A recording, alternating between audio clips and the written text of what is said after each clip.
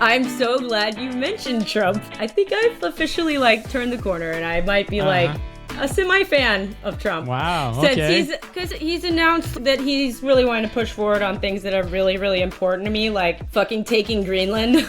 Yeah. So, I mean, the fucking Danes have had that shit for too long. They've been sitting pretty, and why isn't that ours? Also, Canada will be the 51st state. And then also his idea that I completely support to rename the Gulf of Mexico to be the Gulf of America. Yeah. Why didn't he run on this stuff? We would have voted for him without reservation. I know.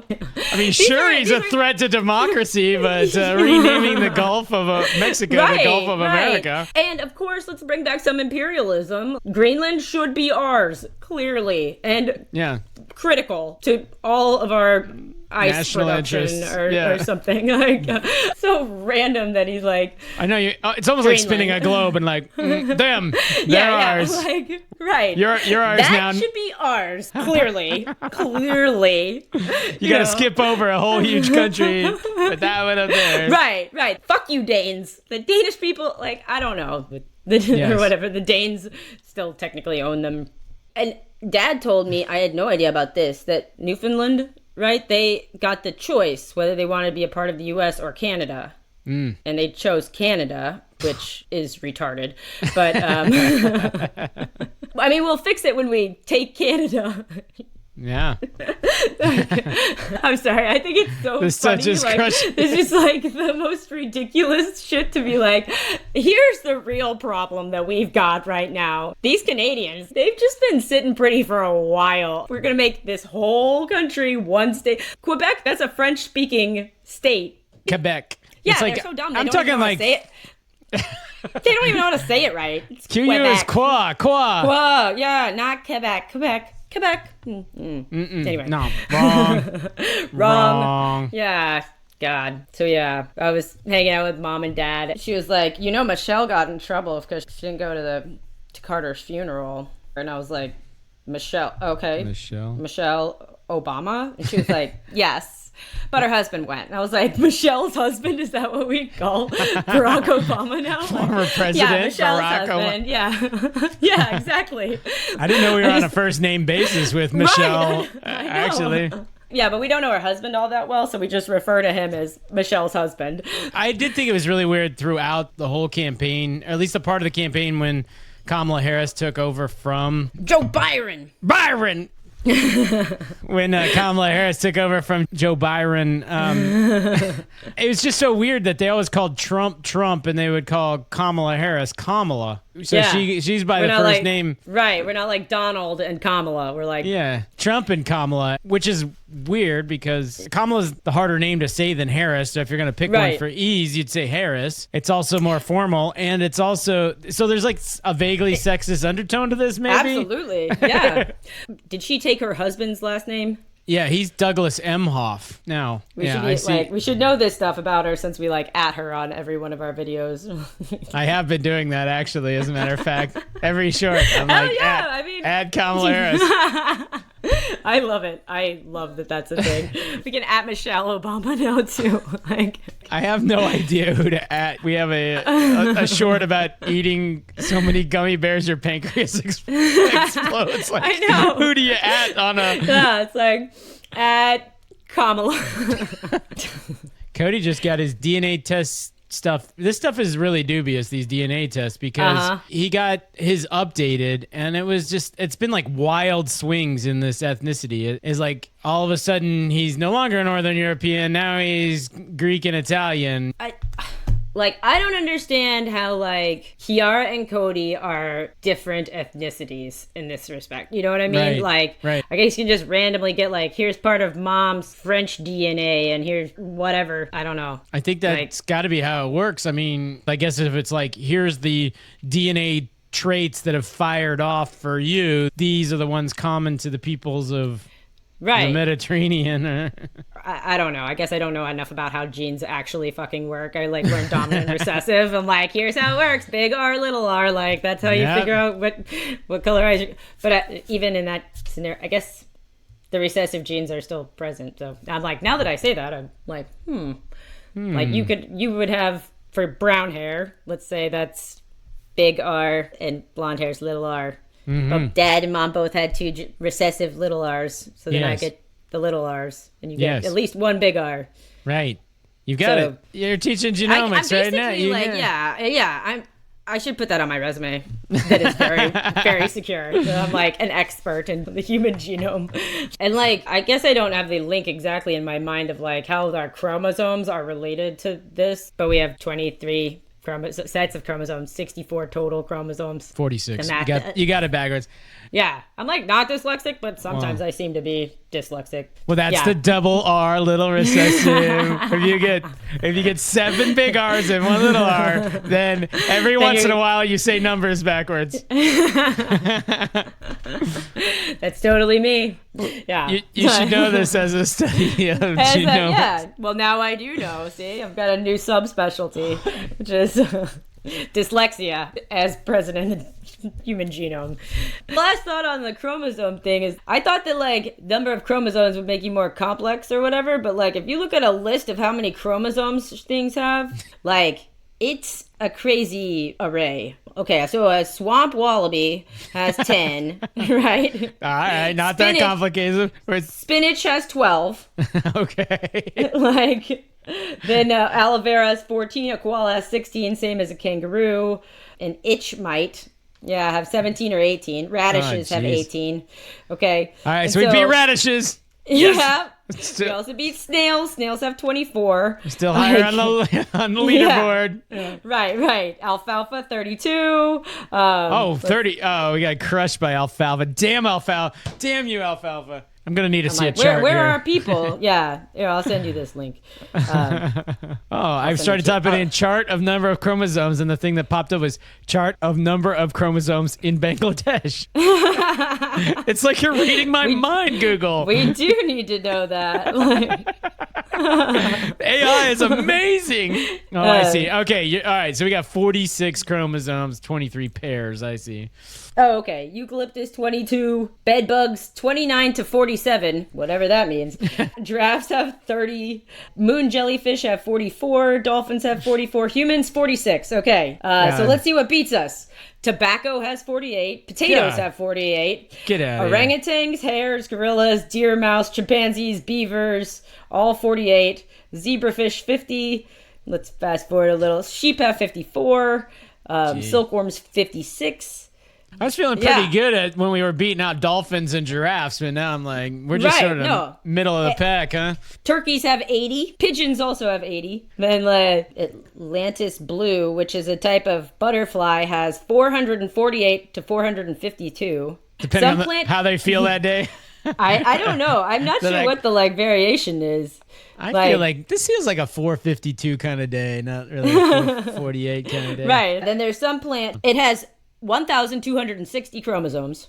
Yeah. Then there's a ciliated protozoa that has 16,000. The macronuclear nanochromosomes amploid. I don't know what that even means. I just said words that don't mean a thing to me. That's how we spend our whole podcast saying things like that mean nothing to us. Just words are coming out and I'm like, I don't know what any of this means. EBITDA, Roki, return on something. Yeah. Even if you know the words, you're like, okay, return on capital employed. EBITDA is the name of my future child. That's what I know about that one in particular. But got it tattooed in advance on my shoulder blade. Yeah, on my butt. It says it's got a heart with an arrow through it. That's EBITDA. And then it's got born and then an underline. TBD for now. Thank God they can remove those tattoos. Yeah. Totally. Yeah. I take solace in the chromosome thing in that we could kill every one of those fucking animals and plants. That's true. That's very true. Maybe the bear's got a fighting chance, but only if you're like one-on-one with a human naked. Well, no weapons. Without weapons, we don't have a chance against a lot of animals. The dust mites. I think that a giraffe could easily kick our ass. They're not even aggressive, Yeah, I was they gonna just say, hit us with their neck. When's the last time you saw a mad, mean-ass giraffe? I know that they get da da da da. I know there's Let me But eat then this they treat. strike. They're like, ah! Sweeping there, and they're like, Have you seen a video of giraffes fighting? When like doing mating stuff, they do actually fight. I don't And doubt what it. they do is they bash each other with their necks until one of them breaks their neck. oh, And then, yeah, oh. they're pretty hardcore. You gotta want it bad if you're gonna. Right. Here we Yeah. go, giraffes fighting. Yeah, there you go. Oh. It is kind of like if you were to imagine taking a giraffe's body and swinging the head. That's more or It less. is, yeah. If I had a stuffed animal giraffe when I was little and I wanted it to fight something, this is pretty much how I would do it. I would just hold the body and whip the head at it. So that one, like, maybe just broke its neck. Broke its own neck. Or maybe it just fell over. I don't know. I'm gonna I check think that this they out. could kick our ass, is what I'm saying. It's that's the takeaway. Do giraffes for sure. break their necks when they fight? Yes, giraffes can break their necks during fights. Yeah. For dominance and necking, which is a different word. Which isn't the than- fun kind of necking No, like this we is do. not. This is not the good necking. This Not is that, like, anybody says necking. I don't even know that anybody said necking when I was growing up. No. I feel like that's been old talk since, like, I was born. Yeah, yeah. Like, I don't know when did they do necking. They have websites that track the think- popularity of words? absolutely they do, but Yeah. I think it's the same time, roughly, when people did heavy petting. Yeah. Like, I'm not sure when that took place, but simpler times, I suppose. Google AI says the word necking is not very popular today, considered an outdated slang, and is mostly used to refer to the act of passionate kissing or making out, as they would call it these days. So it looks like it was popular in, like, the 60s. I'm going to show this right here. And so what? Oh, necking all capitalized. All caps versus- is not very Yeah. popular. necking. Yeah. Animal necking. Necking. They're in the back seat of the Cadillac convertible. Necking. Yeah. Well, look at this. The word "the." We've got an issue. The is in free fall decline in terms of its use. Wow. Yeah. Write your congressman, man. We've got Yeah. to save the thes. I don't really care about saving the word the with lowercase th, capital E. That one, I'm fine with that one falling off. Like Google, you're just counting typos at this point. I mean, really. Right. But still, that's much more popular than necking. Thank you to the Germans for giving us the word neck. Well done, Germany. You're not absolutely useless. You gave us the word neck. And BMWs. Right. So, and it- Mercedes, right? they also did Mercedes and Porsche and Volkswagen and a few other things. But those are the main Yeah, things. right. That's really what we know Germany for in history. All period. Those are their major contributions. The word "the" and a couple of automakers. I think that's as good as introduction as any. One way or another, Kalyn, I think we should get this show going. Cue the music. You are listening to the Robert and Kalyn Count Chromosomes and Discuss the Origin of the Word Necking podcast. Also known as Robert and Kalyn Get Rich. This is episode 36. 36. Yay! Today is January the 13th, lucky 13, Kalyn's favorite number. That's right. The number she wore when she was a varsity soccer player for the University of Houston Cougars. Wrong number, but yeah, it was before that. Nobody's going to look it up. It doesn't matter. That's true. I don't know if you could find out. She brings all her Cougar soccer experience to this podcast every single Right. week to bring that wisdom to the world of capital markets.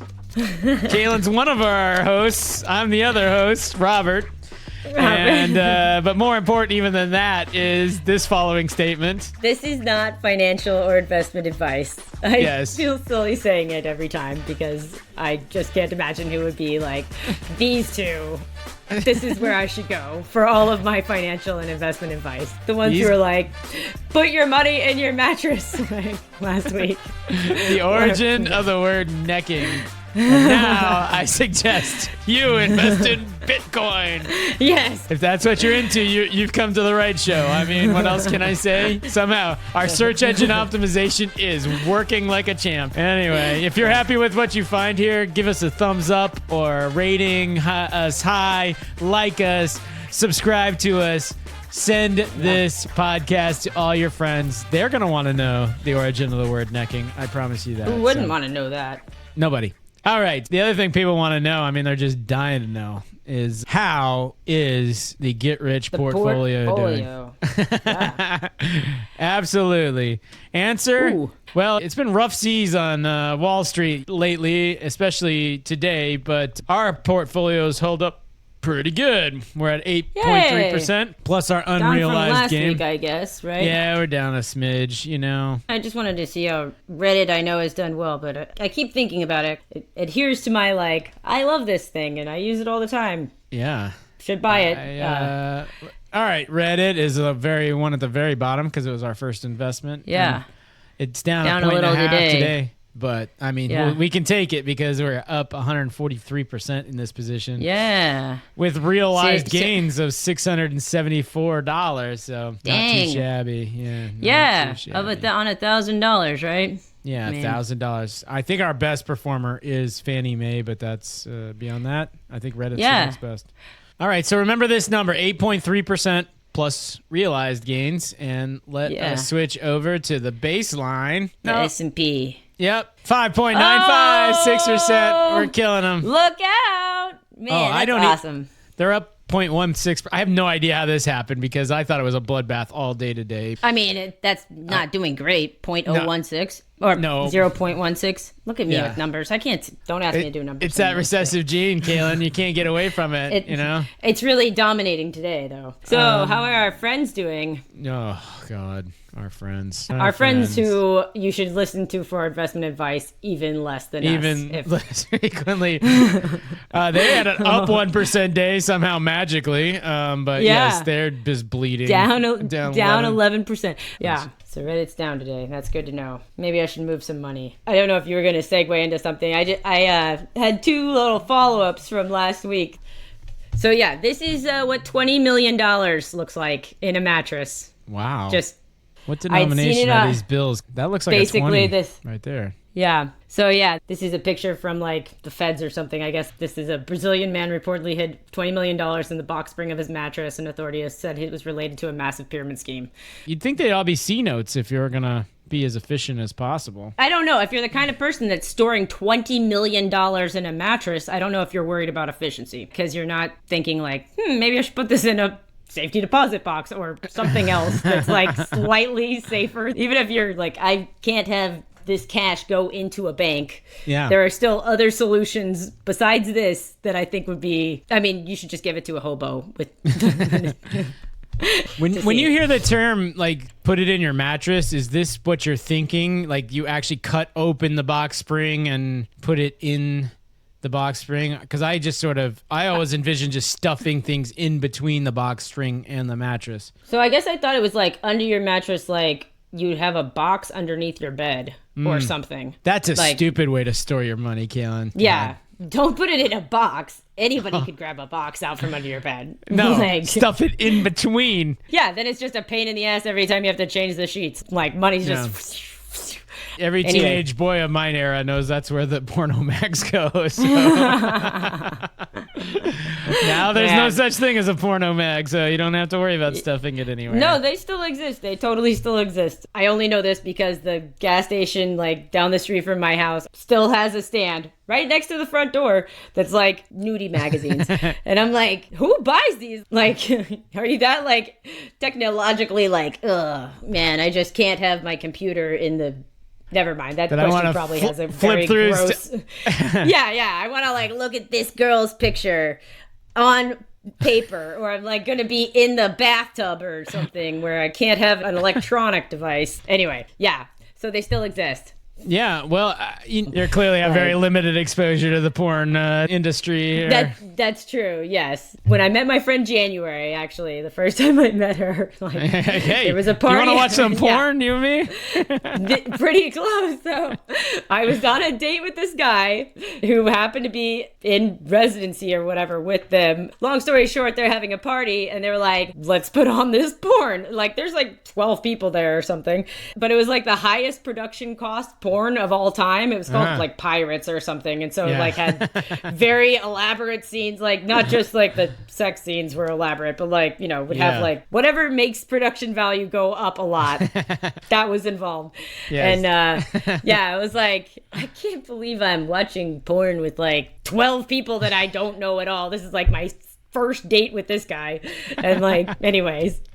But yeah, it was an interesting evening for sure. There had just been a hurricane and Ash had gotten lost and I was losing my mind. And like this guy James, who had worked at the gallery, was like, "What's going on? Oh my God, your dog's gone!" And he like runs off, gets my dog, and brings him back. Like he comes back carrying Ash like a baby. I'm so like. Yeah, like he had to go, it was like at the business 2 doors down where somebody was giving the dog fucking barbecue or whatever. Anyway, so James comes back holding my dog like a baby and I was just crying my eyes out. I thought he was gone forever. Anyways, I didn't even know his name at the time. And I like found out from my coworker, she was like, "It's Jamie." And so I wrote him a note. I'm like, "Dear Jamie, thank you so much for finding my dog, blah, blah, blah, blah, blah, whatever." And gave it to him. Well, it just so happened that January's other roommate is named Jamie. And so James had come home with this note, left it on the counter, and Jamie opens up this note. It's like, "Dear Jamie, thanks for saving my dog." And she's like, "I don't remember doing that." And then I show up at their house within like a week of that. And I'm like, wow, that is a really weird sequence of events that led us to all be here watching pirates porn together. Ladies and gentlemen, that's our show for this week. You've been listening to I mean, how are we going to top this? Kalyn, you have the craziest dating stories. Date French guys who treat you like shit twice. Yeah, that's the same guy who like, we'd be sitting there watching a movie, he'd have his arm around me, whatever, and I just feel like him doing this. And I'm like, "What are you doing?" He's like, "I'm thinking about what size needle I could put in that vein." I'm like, dude. What? We're watching The Notebook right now. Like, I don't know. This is an inside thought, you know, just anyways. Right. So you doctors, you nerds, you've got to like learn what's appropriate and what's not. Leave that at work. Yeah. Like, yeah. I have an update from last podcast. Now, you remember we talked about you out of nowhere getting a cell phone mailed to you that seemed to be perfectly normal and all that. All right, so what I thought it was what was called a triangulation scam or triangulation fraud, right? Uh-huh. So I don't know if this chart makes it super clear, but basically, let's start with the fraudster, right? Fraudster steals a credit card and buys something, and then you buy the... I don't know why DVD player is coming into my... So let's say you want to sell a DVD player to watch porn on. Then or you might buy maybe an iPhone, right? And then you post that iPhone on eBay for resale, right? But you bought it with a fraudulent card. You sell it to an unwitting customer who buys it off of eBay with a legitimate card. So you get the real money from the real card. They get the phone. They don't ask questions because they got a good product for their money. And the person whose card it went on, you know, challenges the charge for fraud and the charge gets canceled. But they can't, it makes it hard for them to tie the pieces back together, right? Because the old-fashioned fraud is I buy something from you, but it's fake, right? It's a direct transaction. We know exactly where to go look for the guy who committed the fraud, right?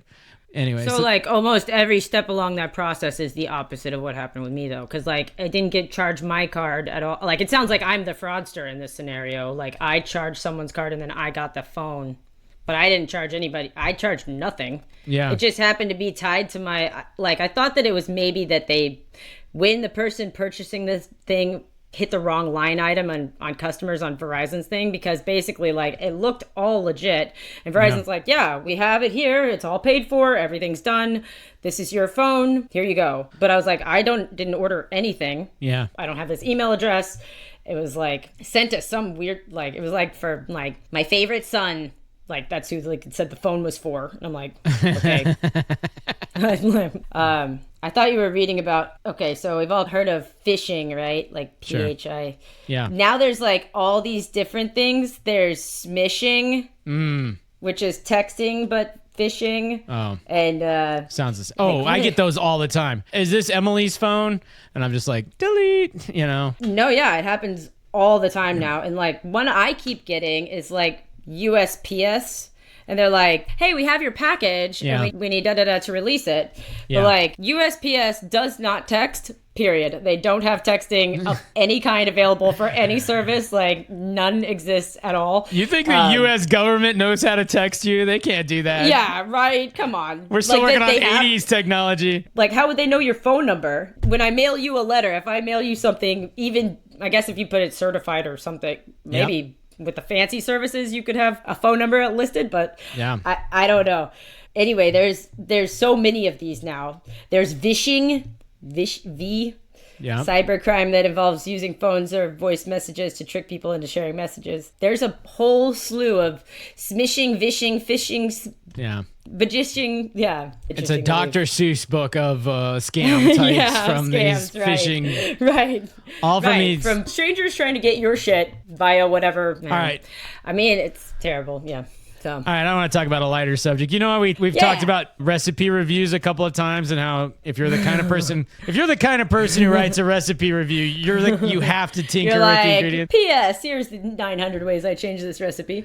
This was only so, but I substituted chili powder for the paprika and the anyway. All right, well, I found one exception to this rule, so this is the best recipe review I've ever read. I will share it with you now. Dan Daggs wrote, I got drunk and made this when my fiance wasn't home and got all these stains on my undershirt when I ate it. I spilled it on myself and it was so good and I don't even care. Now, where was it? What is that a recipe for? It's a recipe for homemade hamburger helper in the New York Times. Dan Daggs wrote this. This is not some 2-bit recipe website. This is the old gray lady where we are telling this spilled hamburger helper on. I loved it that much. I will tell you, we made that recipe and we did love it. I mean, Cody ate that like it was his job. It's a huge quantity that you make here. Yeah. You're chopping up bacon and putting in there. It's got cream, 2 cups of cheddar cheese. It is ooey gooey delicious. So we had this huge leftover thing. The next morning I come back and there's like a trace amount around the edges. He's scarfed this thing down. Teenage boys, it's incredible. Yeah, no kidding. I mean, it sounds really good. I like regular hamburger helper, if I'm honest, but I did too. Yeah, I made that pulled pork the other day, and I looked at a couple of different recipes, and some people were like, okay, so I recommend you start 4 days in advance because you need to first do a brine for 2 days, and then you need to do a rub that sits at blah, blah, blah, blah, blah. And then you also need to cook for 24 hours. I'm like, no. Like, that's, like, really? Like, that's too much. I'm not shooting for the best pulled pork there ever was. I'm just... Like, I'm not going to brine. I don't know. Yeah. I'm against brining, I guess, as a rule. But, like... New rule, everyone. Kalyn does not like brining. I don't know why. Yeah, I'm not good at that, planning that far in advance of, like, my meals. I'm not like, okay, in 3 days time I'm gonna eat this piece of meat, like, so I'm gonna start the process now, like maybe for Thanksgiving. That's like the only time I'm thinking like that far ahead about one meal in particular. Yeah, right, like I don't know.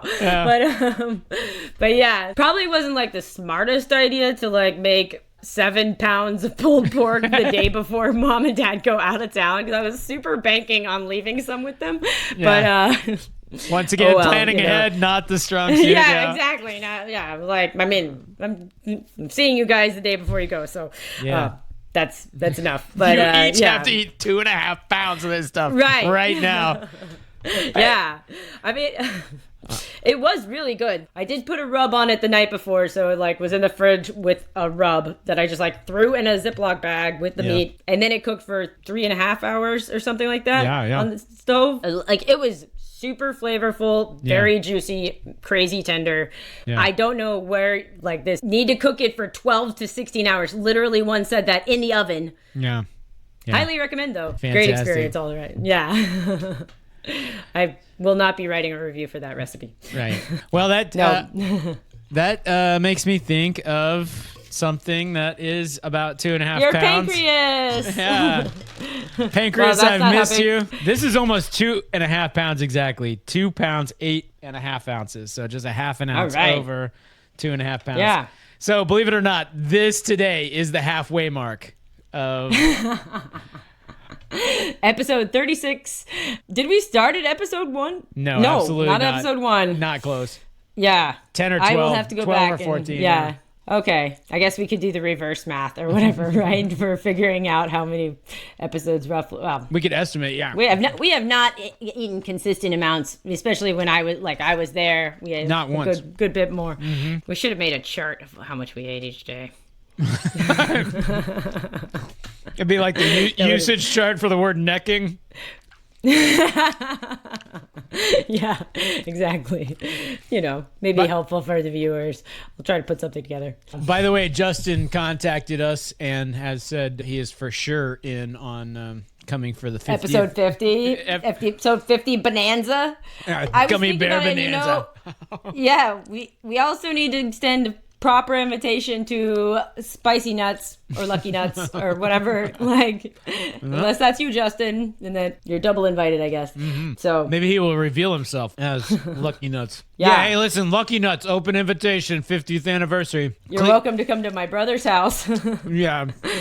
Make sure you clearly identify yourself first and no scams or phishing, please. Yeah, I know you're flying in from Nigeria, but don't go asking for money, so. All right, here we go. How do we do? 2 pounds, 6 ounces. I just took down 2.5 ounces worth of gummy bear. So that's 38. Yeah. We got 38 ounces left, 2.5. 38 divided by 2.5, 15.2. Yeah, which we're gonna have episode 51. Yeah, we're in the ballpark. No, but we're gonna have extra people there for episode 50, so we'll finish it. These poor people are not eating this on episode 50. You and I are gonna sit there and choke down whatever is left of this on episode 50. Right. We maybe need to give it a rinse or something at some point. Wash it in soap and water. Yeah, right. Put some bleach on there. You got a podcast episode of the week? Yeah, no, I do actually, because I've been listening to this one, and it's one that I've kind of dug up from the past. It's called The Science of Happiness. What I really like about it, they have a guest each week, and they have a catalog of techniques that people choose from. The one that I've done personally was around gratitude, and the task was to write a letter to somebody that you've been needing to thank for a long time, and then when I'm done, then meet with them and actually read the letter to them. Oh my. Right? Yeah. Which I did with Adam, and this was a while back, but research indicates that both people have a super significant uptick in their warm fuzzy feelings, overall contentment with life, all the good stuff that you want. Mine was, of course, 12 pages long. And I was I'm getting crying. so tired of hearing. You're my best friend. I love you so much. And here's all the reasons why I'm grateful for you. Yeah. But I did this 3 or 4 years ago now. And both he and I have referenced it fairly recently as this really amazing moment that has lingering effects. So anyways, I really like the layout though, bringing some guest on who tries out this thing and then explains their experience. So anyway, I've been re-listening to that one lately. Fantastic. All right, there you go, folks. Yeah. The Science of Happiness. You should listen to that. We don't make financial or investing advice, but we will recommend the podcast. Yeah. Science of something. All right. Happiness. Oh, happiness. That's right. All right. Very good. Do you have information about Epi-Spa? Yes, I do. It's any. Or do you want to skip any spa? Never before have I had such a bewildering, but any spa, and this is not how you say it, I'm sure, but any is the name of the company, and spa is like saying ink. But they're European, first of all, so different reporting requirements and whatever, and they've got these business Plenitude. Plenitude, and in live, they've got these business units, and I have no idea I guess I could have some idea what the business units do from these pictures, Well, and then describe them, right? And then you get slides like this where you're like, yeah, they're in, they fund furniture growth, and they're aligned. And that one's got this one's got an open circle, and this one's got a closed. I don't know. Does this mean something? Yeah. And then they go into these, and then they talk about like how many resources they have, and like here's Outlook and stuff like that. And I'm like, all right, I need the financials, guys. The financials. All right, there's some financials, and it's like marketing and biorefining, like pro forma EBITDA, adjusted EBITDA, cap. Okay, I mean these are things. And then you got this average ROACE, return on something. Rose. Some kind of capital employed, active capital employed. I don't know. Yeah, it's a 15+%. Yeah, hell yeah, it is. We should invest. And I can't tell if the financials are just tied towards like just the one with the windmill on it. The open, Yeah, is it just any spot? Is this platitude or is this all of it? Yeah, exactly. You're speaking exactly. Yeah. So I'm like, you know what? Forget it. Let's talk about Valaris. Because Valaris is a stock I have personally invested in. I've recently increased that investment. Anyway, 7% of their business is any spa. Okay. All right. Okay. So that's how they tie together. So I'm like bullish on the space. So if it's like, if you wanted to invest in any, I'd be like, great, let's do it. Or, just be with me on Valaris. Here's what Valaris does. They have boats like this. All right. And a couple of different kinds. This is like the biggest and the baddest of the boats. But basically, if you're British Petroleum or Shell or any, and you're like, I've got the rights to this patch of ocean floor to drill. This is a drill, so they will come and they will drill your holes for you, basically. And I haven't quite figured this out, but if you're British Petroleum, you'll like basically rent this boat or rent this service from Valaris for like 2 years. So I don't know if it takes 2 years to drill one hole, or if you're drilling 2 holes a day in the same seabed. I don't know. That part I haven't figured out. But they've got these long-term contracts, basically, right? So they got 53 of these rigs of different sizes. They're the biggest. They're number one. They and a whole bunch of these companies like went into bankruptcy and then came out of bankruptcy. And so like a whole bunch of their debt is basically wiped out. They're almost essentially debt-free. Here's where all their rigs are. Here's all their business, which I guess Eni doesn't, or this is their floater. But so maybe Eni is, are they on this one? There they are. See? Yay! 13%. So Eni's bigger in the jackups versus the floaters. So anyway, this is there's a jackup, I guess. Anyway, let's get to all right. Third-party data, third-party estimates, right? This is supposed to be the demand for floaters and the demand for jackups, so that's going up, and demand for oil and going up. Anyway, but this is where now we start to get to the part that really got me, right? Which is like, all right, this has been the day rate. You rent these by the day, right? So you pay as much by the day as would be a very, very comfortable salary of the average American for a year, right?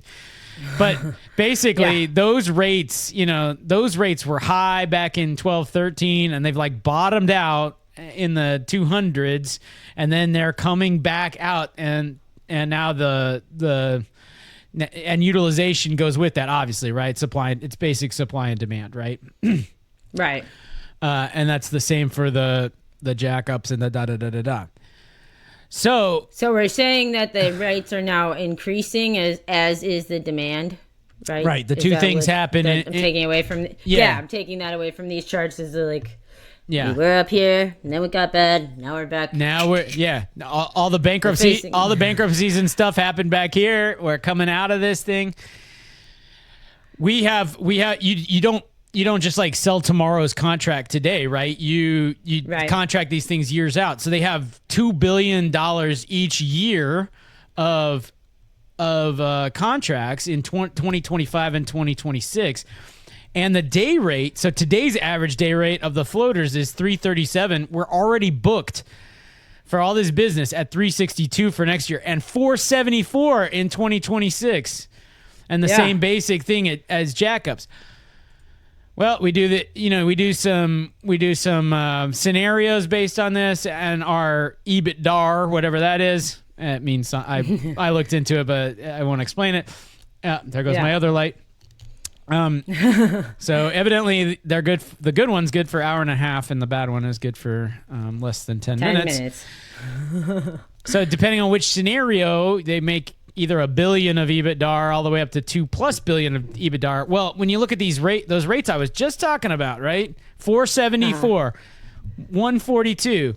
Like 474 is damn close to this 500, right? 172. Right. So like out at 2026 and beyond, we're in sort of scenario C type range, right? And we're gonna make over twice the EBITDA. Right. And here's the other part. They are selling at 3 times earnings. 3 times earnings. I mean, if their measures of profit more than double, your stock price doubles, and then I gotta believe that there's going to be some valuation doubling here. Maybe not doubling, but increasing. Not only do you get the higher profit, like if the profit doubles, either now we trade at 1.5 times PE, or we at least get the double, and then we maybe even trade at a higher price earnings. So anyway, I think this has this is like the makings of a 4 or 5 bagger, or if it just goes, if things go really, really well, 5+, right? Mm-hmm. And I even looked at options to like turn 5+ into like 10+, So let's do it. Fuck any spa. Valaris. Yeah, any spa. Val. Here's what we think of you, any spa. We're not even gonna bother to like learn how to say your name. That's what we think of you. Yeah. I mean, yeah. I started saying I've said any spa and not epi spa, and that's as far as I'm going with it. That's right. Like Kalyn's got this recessive gene where she'll say your name in the wrong order and the numbers in the wrong order. So yeah, I did have it spelled wrong in my head. Just kidding. So should we do we should long the stock, or should we buy options, or both for the portfolio? Yeah. One of the options, those were 2026 numbers. Like some of the options are out in December 2026. So that's one possibility, but maybe it's just smarter it's less risky, obviously, to long the stock. But well, I'm open to either. Yeah. I say we do the options thing. Let's do it. All right, It hasn't worked out great for us with the other one yet. Yeah. But it was going really well. So let's try again. Who wouldn't want that? Yeah, who wouldn't want that again? So yeah, we gotta learn, All right. I'm sold. Yeah, let's do the options for Valaris for sure. All right. I don't know what number to choose. I guess 45. 1,000. Yeah, that's 45. Okay. I guess cool. I'll do some math, because maybe there's a better deal somewhere else on the option chain. I don't know, but anyway. Well. Okay.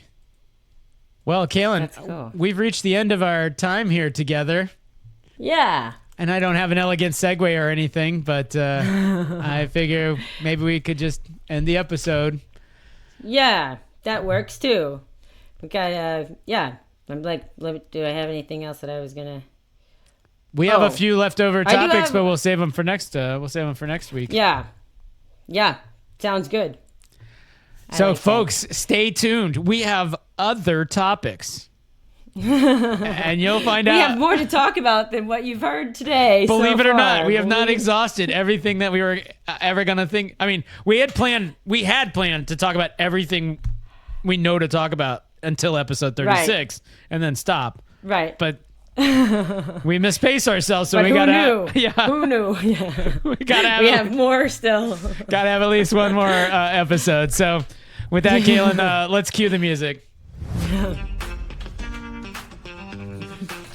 You have been listening to the Robert and Kalyn Get Rich podcast. I'm Robert Kimmel, your host. This is Kalyn Kimmel, your other host. I don't know why I'm introducing us here at the outro. I don't know why. But listen, If whether or not you've forgotten who we are, please do not forget to rate and subscribe and like us and Share. Absolutely, Kalyn. Share with your friends and family. Yeah. You are so right. Share with everyone you know. They need to learn all about Hamburger Helper and any spa. Yeah. And right. the other $20 million, what it looks like in a mattress. And the other grab bag of topics. Bless you. Yeah. All right. Well, we're done sneezing and we're done talking. But we're not done with one thing. We have forgotten to say one thing, Kalyn. That most important words of all. It is that take everything that we say as absolute truth for what you do with your money. Just kidding. Gonna get us sued. We're not investment advice. We're not. We sound like it, but we're not. So. Totally. All right. With that, Kalyn, we'll talk to you next week. Bye-bye. All right. Bye.